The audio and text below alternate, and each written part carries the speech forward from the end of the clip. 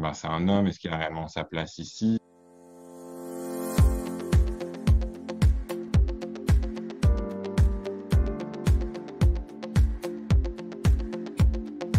Alors, du coup, bah, je me présente, je suis Jean-François, auxiliaire de puriculture. Du coup, depuis l'âge de mes 14 ans, j'ai toujours souhaité travailler dans le monde de la petite enfance. Alors, je voulais au début me diriger vers professeur des écoles. C'est vraiment la petite enfance qui m'a intéressé. Donc, du coup, je suis parti faire des études en Belgique, d'auxiliaire de puriculture. Donc, c'est une formation qui dure 3 ans, qui est un peu plus longue que la formation française, du coup. Suite à ça, je suis revenu en France où j'ai dû passer une équivalence de 3 mois pour faire reconnaître le diplôme belge. Du coup, ça fait maintenant 6 ans et demi que je travaille pour Rigolo comme la vie. J'étais en seconde. Pour atteindre la formation en France, il fallait aller jusqu'au bac, sauf que ben, c'était un cursus scolaire qui m'intéressait pas plus que ça à ce moment-là. Et du coup, en fait, il n'y avait pas de concours d'entrée en Belgique. Donc, du coup, je suis parti en Belgique à ce moment-là, en fait. Du coup, ce qui m'a permis de partir plus tôt et de commencer plus tôt le métier dont j'avais envie de faire, en fait. Finalement, à la fin, ça équivaut à peu près à la même chose qu'en France. La formation est beaucoup plus riche. Et en plus de ça, finalement, c'est un équivalent bac+1 comme en France, du coup. En Belgique, l'avantage, c'est que, enfin, c'est pas juste les stages classiques. J'ai fait des stages aussi en maison d'autistes, en foyer d'accueil. Donc, c'est vrai que c'était très large tout au long de la formation, en fait. Oui, c'est arrivé quelques fois, surtout bah, du coup ma première année en Belgique. Quand je suis arrivé, on était quatre. On était quatre et je suis le seul à avoir été jusqu'à la fin de la formation. Donc déjà là, il y avait un petit peu plus de pression au niveau des professeurs, des lieux de stage, parce que effectivement, du coup, ça remonte à maintenant, il y a presque 10 ans. Donc du coup, c'était encore plus rare à ce moment-là. Donc, du coup, il fallait prouver que j'étais là par envie et pas juste par dépit de choisir un diplôme et de faire quelque chose dans la vie.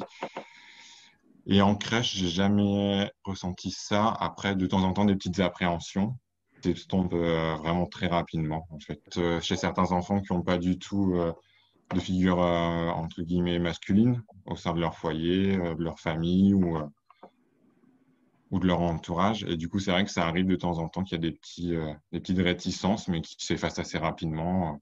Donc, quand c'est comme ça, je laisse tout le temps le temps à l'enfant de me découvrir et ça fonctionne toujours très bien. Il y a un petit avantage aussi avec les papas qui sont de plus en plus présents quand même en crèche. On sent que le lien se crée un peu plus facilement avec les papas et ça donne un peu de légitimité aussi du coup à leur place de voir qu'il y a un homme dans le monde de la petite enfance. Pour moi, il y a pas réellement de différence dans le sens où, enfin, j'ai autant ma place que mes collègues.